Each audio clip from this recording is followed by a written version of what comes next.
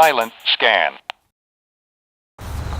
Travis had finally completed his mission to enter the dystopian world of the local rodeo. That happened in 2015. After 6 long years of depression and dead ends, he was finally going in the path of his idols. Rodeo is a place filled with musical harmony and notoriety, collaborating with the best and the richest. But sometimes, people feel they don't belong at Rodeo, and they might reminisce and try and go back to the days before Rodeo, released in 2014. I have here a person local to Rodeo to tell the answers of 2 songs in particular, called Drugs You Should Try It and Impossible, from both of the collectives respectively, to not just answer the questions that I'm supplying for them, but to listen to both of them as well. First of all, what's your name and age? My name's Eleanor and I'm 16 years old. So when did you first discover about Travis Scott and his music? I think it was about 2 or 3 years ago, and I've just been listening to him since. Oh, that's amazing. Okay, so what would attract you to a Travis Scott song / or feature the most, and why?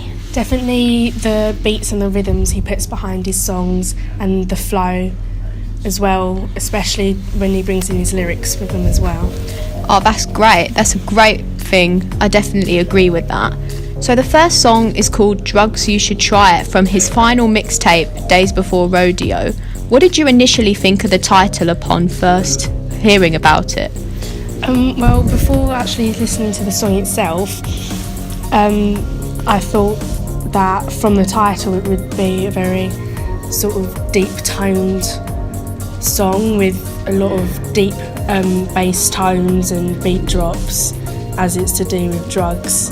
And the fact the title says Drugs You Should Try It just says, I don't know, it's just like a very common name to do with like his sort of genre of music. Absolutely, and you're very accurate upon your perception of the song. And after listening to it, what did you think about it? What were your favourite parts of the song and why? Definitely the beginning bit, because it draws you in straight away and to continue listening to the song. The beat drops again and the bass tones, like I said before, they were very like distinctive, so that it makes you want to dance and move about with it as well. Did you know that the beginning bit of the song is Travis singing backwards? The full beginning of the song, he sings it backwards. Oh no, I didn't know that, but yeah, it makes a lot more sense now. Don't worry, I didn't know about it either until I looked it up, and I was completely bewildered and shocked about it. Oh really? Is there any part of the song that you didn't like about it? No, not really. I think it all was consistent throughout. Oh, so thank God. The beginning bit, like you said, it was a bit weird at first when I first heard it, because obviously now that I know it's him singing backwards, it makes more sense. But it was weird. But now it's fine. Well, at least I answered that question. Did you know that this song is actually inspired by a Justin Bieber song? Oh no, I didn't know that. That's kind of put me off a bit because I don't really like Justin Bieber.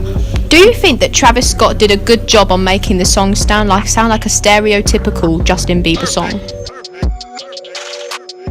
Well, I didn't think that it was written or inspired by Justin Bieber. Oh, fair enough. When I heard it, but now that you've obviously told me that it was, I do understand where like that links in with the song. So yeah, I do. From that note, yeah, I do. Okay, that's all right then. So the second song now is called Impossible, and this is from his debut album called Rodeo. What did you like most about this particular song after a listen? Definitely, again, like the rhythm and the flow of his, because he's very consistent throughout all of his albums and his songs. But I did prefer the second song, Impossible, to the first song. But yeah, again, it's just the beats that go with it. Are there any parts of the song that you didn't like again? What did you think could have been improved? Maybe the ending, sort of keep it going instead of just fading it off. You don't like songs that have just an anticlimactic ending? No, I don't think so. But other than that, it was calm, I liked it. Did you notice a quality difference? Like, because the first song is from a mixtape and it's made by like the underground producers. Yeah. Oh yeah, definitely. There was a lot. It was a better sound quality. Impossible was. Yeah. But again, I feel like Drugs, you should try it. That the sound quality sort of goes with the name and goes with the motive of the song. So I do think it links in, but definitely better sound quality. Lovely. On the second song. So would listening to these 2 songs make you want to listen to the whole album? Oh yeah, definitely. Amazing. Finally, who would you like to see Travis Scott collaborate with next? It can be an artist who he's already collaborated with or an artist of your personal preference. Don't know. I think Juice WRLD would be a good one. Future. I don't know, just them two really. Any artists from another genre maybe?